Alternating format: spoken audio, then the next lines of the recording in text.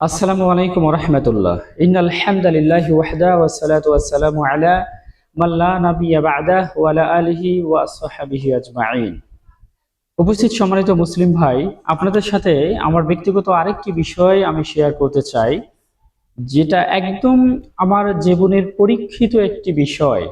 অনেক সময় আমরা দেখি আমাদের বাচ্চাগুলো ঘুম থেকে চটকে ওঠে বা ঘুম থেকে হঠাৎ করে ভয় পেয়ে ওঠে বা ঘুম থেকে খুবই অস্বাভাবিক আচরণ করে। আমরা মনে করি কোনো সমস্যা হয়েছে কিনা। অনেক সময় কবিরাজের কাছে গিয়ে ঝাড়ফুঁক করানোর জন্য। আবার দেখবেন অনেকেই আমরা মনে করি যে কবরের পাশ দিয়ে আমি হেঁটে আসছিলাম, তাতে আমার শরীরটা একটু চমকে গেছিল, আমি ভয় পেয়ে গেছি। এটাই সে সারাক্ষণ তার মনে একটা ভয়ের সঞ্চয় জাগে। আসলে কি বিষয়গুলো কতটুকু কি আমি জানি না। আমি আপনাদেরকে বলি, এই ধরনের যদি কেউ কোনো সমস্যায় পড়ে থাকেন বা ভয় পেয়ে থাকেন, তাহলে আপনারা সূরা নাস ফালাক করে শরীরে ফু দিবেন। ইনশাল্লাহ মন থেকে ভয় দূর হয়ে যাবে। আমি আমার ব্যক্তিগত একটা ঘটনা বলছি। আমি একদিন রাত 2টা বাজে আমি বাহিরে বের হব। বাহিরে বের হওয়ায় আমি বিশেষ করে গেটের বাহিরে যে টিউবওয়েলটা আছে বাড়ির বাহিরে, সেই টিউবওয়েলটা ব্যবহার করি। গেটটা খুলে যখন আমি বাহিরে তাকিয়েছি, মনে হচ্ছে যেন আমার ছোট বাচ্চাটা যেন টিউবওয়েলের পাড়ে দাঁড়িয়ে আছে। তো হঠাৎ করে আমি দরজাটা চেপে দিয়েছি, চেপে দিয়ে বাহিরে আর যাই নাই। এবার ভেতরে এসে বাচ্চার মাকে ডেকে বললাম, তো চলো একটু বাথরুমে যাব, বাড়ির বাথরুমে। সেটাতেও যেতে আমার একটু ভয় মনে হচ্ছিল। বাচ্চার মাকে ডেকে নিয়ে আমি বাথরুমে গেলাম। বাচ্চার মা বলছে, কি হয়েছে? বলছে, দেখো আমি এরকম একটা ভয় পেয়েছি।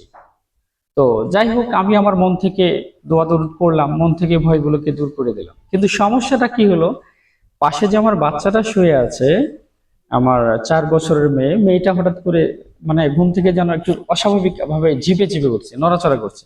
আব্বু গো, মা গো ইত্যাদি বলে বলে উঠছে, বারবার ঝাঁকি দিয়ে উঠছে।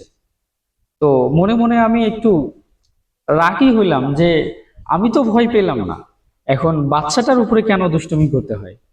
তো আমি আউযুবিল্লাহ বিসমিল্লাহ বলে সূরা নাস, সূরা ফালাক, অর্থাৎ কুল আউযু বিরাব্বিন নাস, কুল আউযু বিরাব্বিল ফালাক, এই দুটা সূরা পড়ে হাতের তালুতে ফু দিয়ে তার সমস্ত শরীরটা আমি একটু স্পর্শ করে দিলাম।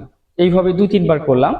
এরপরে আল্লাহ রাসূল সাল্লাল্লাহু আলাইহি ওয়াসাল্লামের যে স্বীকৃত দোয়া, বিসমিল্লাহি আরকিকা মিন কুল্লি শাইইন ইউসিকা মিন শাররি কুল্লি নাফসিন আও আইনিন হাসিদিন আল্লাহু ইয়াশফিকা, বিসমিল্লাহি আরকিকা, এই দোয়াটা পড়ে কয়েকবার ফু দিলাম।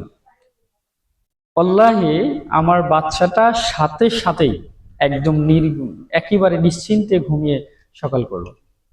আর কোনো সমস্যা নেই। এটা একদম পরীক্ষিত আমল। তো যখনই মনে হবে আপনাদের যে আমার বাচ্চা ভয় পেয়েছে কিনা, অস্বাভাবিক একটু আচরণ করছে, আপনারা এই আমলটা করবেন ইনশাল্লাহ। সূরা নাস, ফালাক প্রায় মানুষই জানে। কুল আউযু বিরাব্বিন নাস, কুল আউযু বিরাব্বিল ফালাক প্রায় মানুষই জানে। আপনারা এই সূরা দুইটার উপরে আমল করবেন ইনশাল্লাহ। আপনাদের বাচ্চাদের মনের যে ভয় বা আপনাদের নিজেদেরও শরীরের যে ভয় রয়েছে, এটা আর থাকবে না। এছাড়াও সূরা নাস ফালাকের কিন্তু অনেক ফজিলত রয়েছে, অনেক কার্যকরী কিছু ক্ষমতা রয়েছে। তা যাই হোক, লম্বা হয়ে যাবে ভিডিওটা বিষয়ে, এই জন্য আমি আর বিষয়টা আর কি বাড়াবাড়ি করলাম না। তো শুধু এটা আপনি নিয়মিত আমল করবেন। যদি কেউ জাদুটোনাও করে থাকে, মনের মধ্যে ভয়ে পেয়ে থাকেন, এই সমস্ত কিছুর শেফা হচ্ছে এবং কার্যকরী একটা আমল হচ্ছে সূরা নাস এবং ফালাক পড়ে নিজের শরীরে 2 হাতে ফু দিয়ে সমস্ত শরীর স্পর্শ করা, এবং নিজেদের যে বাচ্চাগুলো থাকবে, বাচ্চাদেরকেও ঠিক এইভাবে সূরাটা পড়ে সমস্ত শরীর এইভাবে একটু স্পর্শ করে দেওয়া। ইনশাল্লাহ শয়তান ওই বাচ্চাকে কখনো আসর করতে পারবে না। আসসালামু আলাইকুম ওয়া রাহমাতুল্লাহ।